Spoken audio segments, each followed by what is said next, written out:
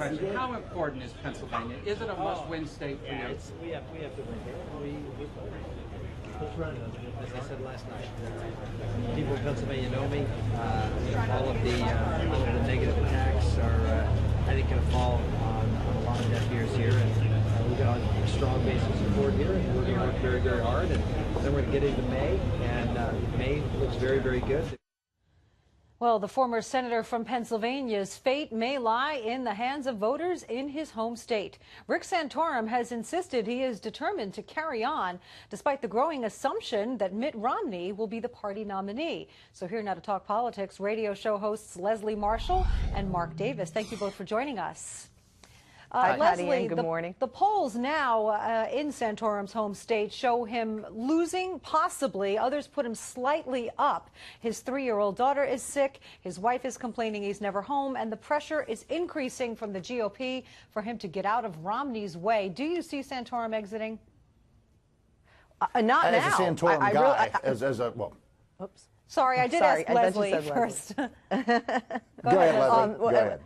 Ladies first, Mark. Basically, I don't see him exiting right away, but we have to remember in 2008, I mean, you know, we had a clash with Democrats between our current president and now our current Secretary of State, you know, Barack Obama and Hillary Rodham Clinton until almost the end of June. And, you know, we're just at the beginning of April. So, you know, it still is enough time for him to get out. Eventually, he will get out. He'll have to get out. But as a Democrat, I say, play on. You know, guys, keep playing. Drag this out. I'm loving it. And, Mark, there's the rub. Well, here's what's funny, because here's the thing, and I'm intrigued by Leslie's take, because I don't think that she believes that Barack Obama or Hillary Clinton were ill-served by a long, honest, sharp elbows fight. And I think that all these calls for Republicans that, oh, we got to get behind Romney. We got to do it now. We got to do it by May 1st.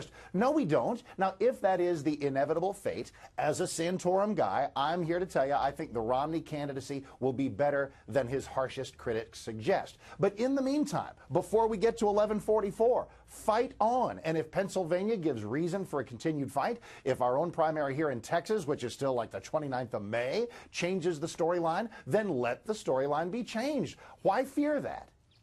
So, Leslie, if Santorum does bow out, what would you think his future might be? Vice president or 2016 candidate? Well, you know, I wouldn't rule out 2016 candidate. I don't know. My gut is that he's not going to be the VP on the ticket.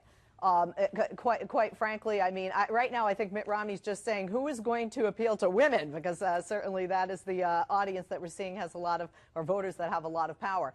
But when it comes to you know, Romney, and I've always said this, in the 11th hour, Democrats do it on the left, Republicans do it on the right. Most people will get behind that guy. So even those conservatives who view Romney as more of a moderate and not a true conservative compared to Santorum or Gingrich, they will get behind him eventually, just like I, a Hillary gal, did get behind President Barack Obama in the 11th hour. Mark, Leslie mentioned women. It's the perfect.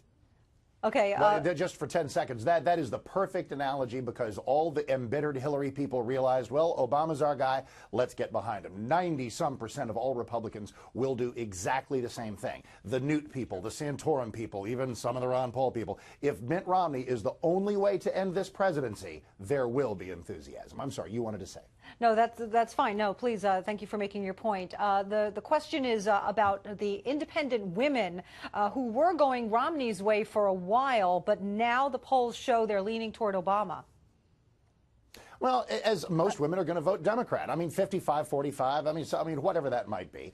It is the Republican nominee's job, and all the candidates' job, and maybe some of the pundits' jobs, to get through the ridiculousness of this war on women nonsense. This is a war of principle. If some of it involves Planned Parenthood and abortion rights and forcing companies to offer contraception, then so be it. It is only the bitterest cynicism that portrays that as a war on women. Conservative women feel fine about it. Leslie, what about the economy? You know, the latest numbers on job creation were a disappointment. The Republicans clearly trying to capitalize on that, saying his policies have failed.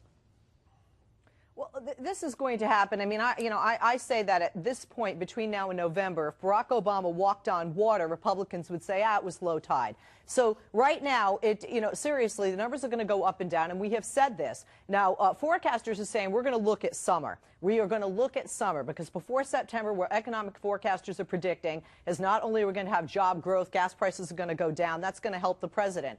On Election Day, it is not just what the numbers are, because Americans are not just about numbers. All of we are. But, the masses are about feelings. And honestly, it's their perception. That is their reality. How do they perceive the economy is in addition to whatever their number one issue is. If for women, it's if for health care, for extreme conservatives, religious conservatives, it might be, abortion, Roe v. Wade, that kind of a thing.